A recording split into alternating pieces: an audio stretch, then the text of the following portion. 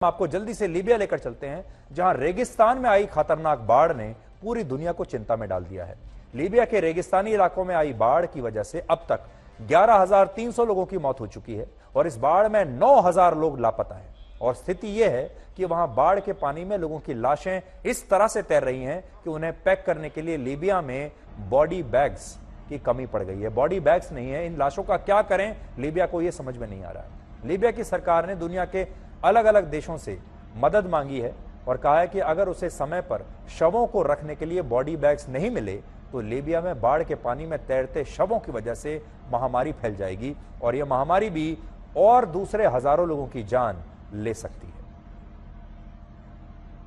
दुनिया में जलवायु परिवर्तन के मुद्दे को सबसे कम गंभीरता से लोग ले रहे हैं, लेकिन इस खबर से आप समझ सकते हैं जलवायु परिवर्तन वो महामारी है जिसकी वजह से रेगिस्तानी इलाकों में अब बाढ़ आ रही है और पहाड़ों पर लू चल रही है और हरे भरे इलाकों में भी अब सूखा पड़ रहा है। एक जमाना था लीबिया के रेगिस्तानी इलाकों में आई इस बाढ़ की वजह, इसकी वजह क्या है? देखिए, ये तो रेगिस्तान है, यहां बाढ़ का क्या काम, यहां बारिश का क्या काम?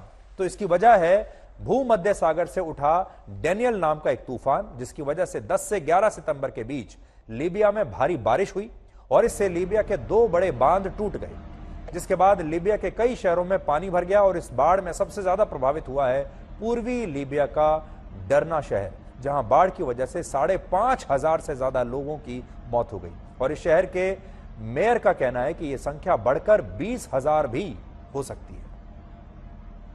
दुख की बात यह है कि लीबिया में आई इस आपदा में जितनी बड़ी संख्या में लोगों की मौत हुई, उनके शवों को दफनाने के लिए भी अब जगह नहीं बची। इसलिए कई जगहों पर सामूहिक कब्र बनाई गई हैं, जिनमें एक के बाद एक ही कब्र में कई लोगों को दफनाया जा रहा है।